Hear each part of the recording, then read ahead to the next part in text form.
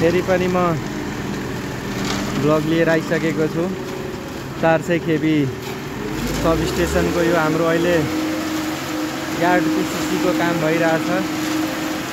1510 को yard PCC काम भइरहेछ हैन। अनि यो हाम्रो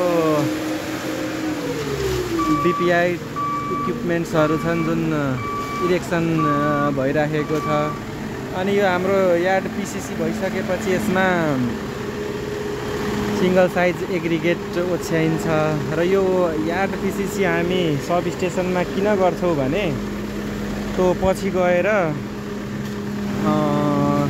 घाँसहरु नपलाओस् त्यसलाई हामी कम गर्नको लागि पिसिसी गर्छौं। र पिसिसी गर्नुभन्दा अगाडि हामी माटोमा एन्टी टर्बाइट जुन घाँसलाई उम्रिन नदियोस् भनेर केमिकल पनि छर्केका हुन्छौं।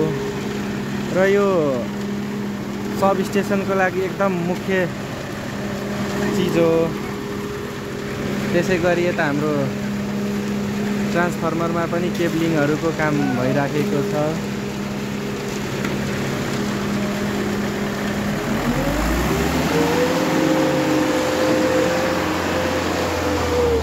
अनि यो हाम्रो केबल ट्रसर हो हैन।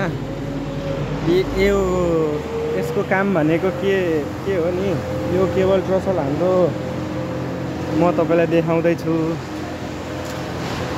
हाम्रो एक्जिस्टिङ सब स्टेसन छ यो 132 र यो 220 यताको 220 भयो। अनि यो चाहिँ 120।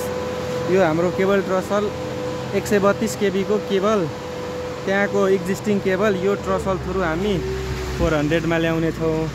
र 220 को जुन यो पहिलो बिल्डिङ देखिदैछ त्यताको 220 को केबल हामी उता यो देखिदै गरेको ट्रसल थ्रु अनि यो केबल ट्रेन छ हाम्रो। यो केबल ट्रेन थ्रु हामी सबै आईसीटी मा लाने छौं। त्यसैगरी यो हाम्रो क्याच ड्रेन हो हैन। क्याच ड्रेनको मुख्य काम भनेको के हुन्छ भने जति पनि यो बाहिरको पानी जुन आउँछ नि बर्खाको बेला त्यसलाई हामीले डाइरेक्ट साइटमा नछिरोस् हैन। यता हाम्रो साइट भयो त्यसलाई साइटमा छिर्न नदिनु र त्यो सबै बाहिरको पानीलाई यो क्याच ड्रेनको थ्रु यता पब्लिक क्यानल छ त्यता पछाडीपट्टि यो थ्रु हाम्रो पब्लिक क्यानलमा जाने हो। नभए यो डाइरेक्ट हाम्रो यार्डमा छिर्छ हैन, जीआईएस एरियामा जान्छ। त्यही भएर यो क्याच ड्रेन मुख्य साइटको चारैतिर लगाइएको हुन्छ हैन। र यसले बाहिरको पानीलाई डाइरेक्ट साइटमा छिर्न दिँदैन।